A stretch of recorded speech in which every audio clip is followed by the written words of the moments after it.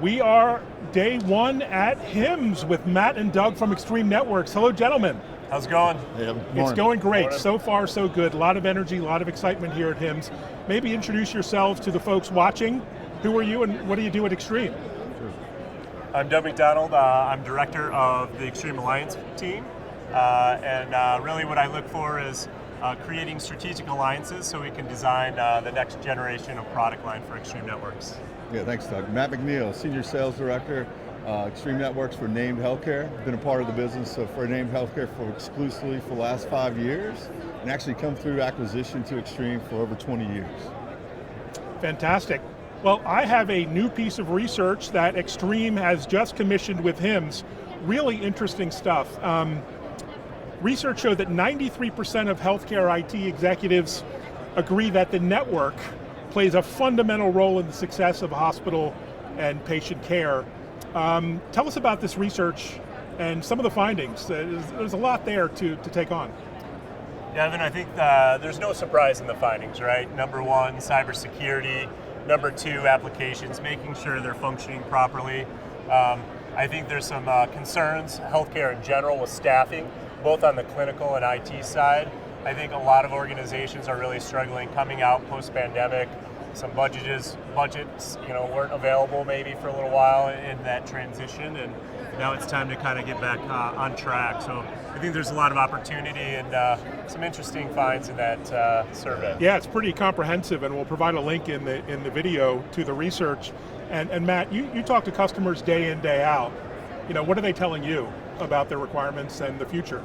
Yeah, it's the requirements continue to rise, right? Every day, more and more clinical advancements, more things need to be on the network. Oh, by the way, my budget is not rising the same way. Okay. So I need to do more with my current staff. How do I augment some of those capabilities? But also, how can the network do more for me?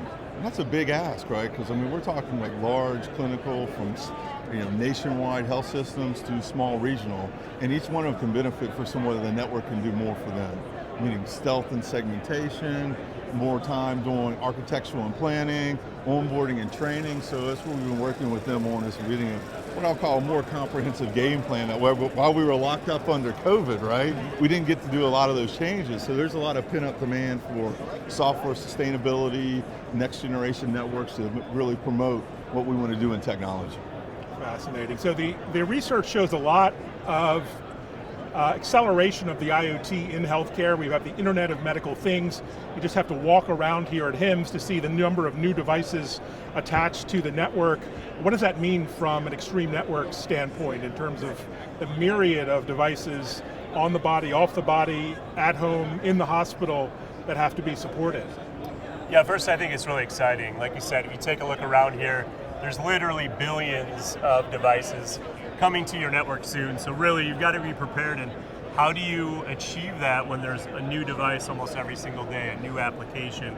As Matt said, there's just not enough IT staff to help make sure that all these things come on board. So we really look at Extreme to simplify the architecture, to have that onboarding capability, and to automate, because we know we're not getting additional staff, and it's not getting easier to onboard these devices. So we talk about a lot of times in my former roles in healthcare, how do we get these devices on board to the network safely? So we look at strategic onboarding programs. So you look at risk management, you look at security, you look at that segmentation, you look at that ahead of time so that when you put that IoT or MIoT device into the network, it's ready to go prime time for patient care. Fantastic. And Matt, you must see customers asking for new devices, new implementations, new additions all the time to their Extreme 20 some network. years of it, all those years. Every year it continues to grow. Like Gartner continues to publish, as Doug said, the billions of devices that are going out there. But it's also, we're trying to strive for that customer experience is key, right? So I cover clinical, I cover physicians, I cover guests, I cover patients. You have a multitude of requirements that come on, and that's one way we look at it, is we have enough what I'll call onboarding capabilities to make it easy, seamless, but also scale. And we're also driving towards what a lot of folks would like to see in an security environment, is we're driving towards hyper-segmentation of the network. So when we have incident response, it's very contained.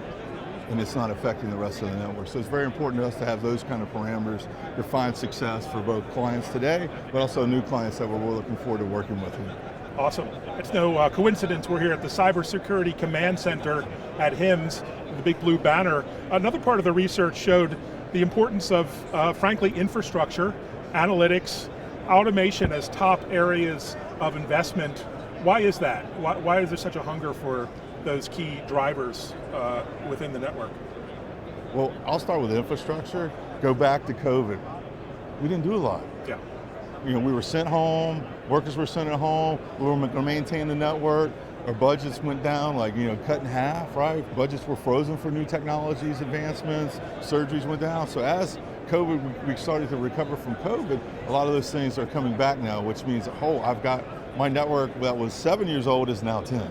And we have a lot of the legacy devices that are on it. I need to still maintain, extend warranties, different things. So there's a lot of planning on the infrastructure piece now, and what I'll call a lot of pent-up demand to acquire new technologies to take advantage of the next generation in healthcare that will benefit the customer experience as they go through and leverage their own personal technology. Because you have a great experience on that cell phone, but if you come into a hospital that doesn't support AEC Wi-Fi or 6, and they're a lesser generation, it's not going to be the same experience that I would have in my house. And that's important. I think that's one of the things as far as infrastructure we're driving and working with our clients to engage better in that experience piece. Oh, so critical, so critical. And automation and AI were among the top few topics of interest. We're in the year of efficiency, the year of doing more with less. So how does that feed into the need for more automation, among other things, in the network? Yeah, I think it really comes down to reallocating staff to more complicated items. So if you think about what can you automate? Can you do kiosks? Can you do chatbots? Can you do things that are patient and facing and engaging that really allows the patient to get a quick response, to have a good experience, but doesn't maybe take a staff member sitting behind that screen to provide a great response and timely. It's about automating, bringing on the devices. So if you have a bunch of cameras, you have a bunch of things. We don't want to have a PhD in networking, have to plug all those things in, program all those things. We want to be able to plug those things in. All that free time they have in healthcare, right? All that free time we have running around. I mean, I want to say we, I'm speaking for them, but we know that it's not there. And security-wise, human error happens, right? You plug in that device, you want it to have that segmentation, you want it to have that certain security. Sometimes that doesn't happen. If you automate that process, it also eliminates human error. So I think there's a lot of great things where the AI is not taking away jobs, it's reallocating resources to more important tasks, hopefully patient safety and patient experience kind of tasks. Totally agree. And that's really, I think, where we're going and why that's so exciting. Yes. So for us tech geeks, Wi-Fi 6 is here. We're super excited about it.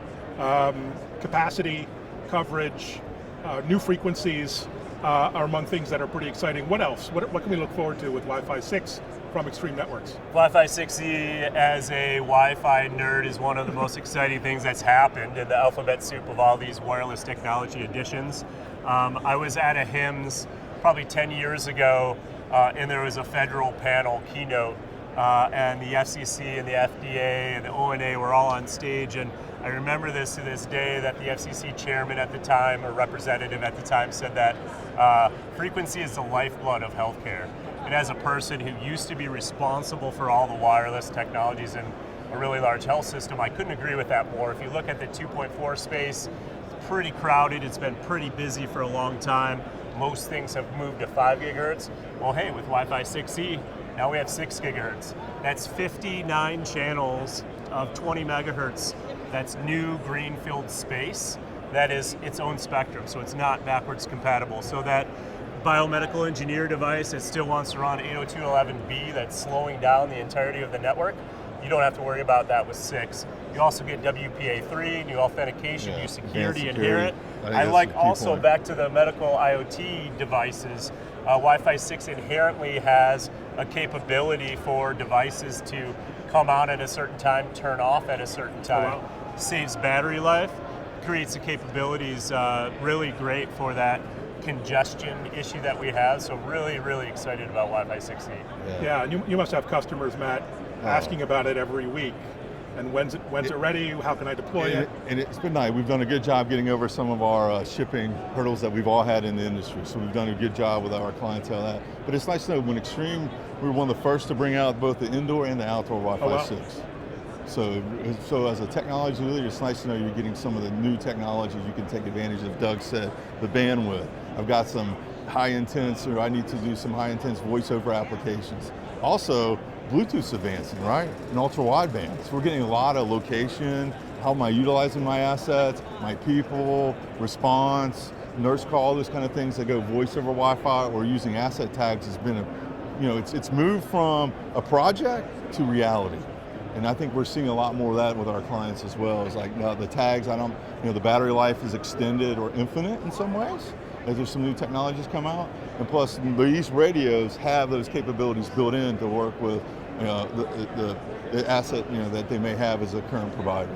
Fantastic. So they're able to get more information, which leads into better AI and informatics for business intelligence. So we're help promoting that too as well. Oh, so exciting. Well, folks should stop by the Extreme booth. There's a lot of technology on display.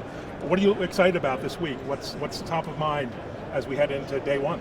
I really just love HIMSS. It's my 13th year. Yeah. I'm all about technology for the betterment of patient care. It's all about the patient. It's all about results.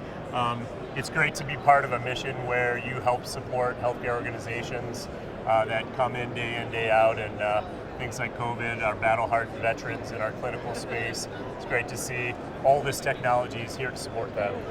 Yeah. What about you, Matt? I'm always excited about the conversations like we're having today, but with new folks. And also we do a lot with our integration of third-party solutions. So we have those with us. So around here in the Cyber Center, we have video surveillance integration through our network. So there's a lot of that relation piece which makes the solution set better for our clients or future clients. So it's amazing education opportunity this week. It is. Stop by the Extreme booth, get educated, look at the ecosystem here. It's pretty amazing. And we'll catch up later in the week. Yeah, Have a great HIMSS. Yeah, thanks everyone. Happy HIMSS.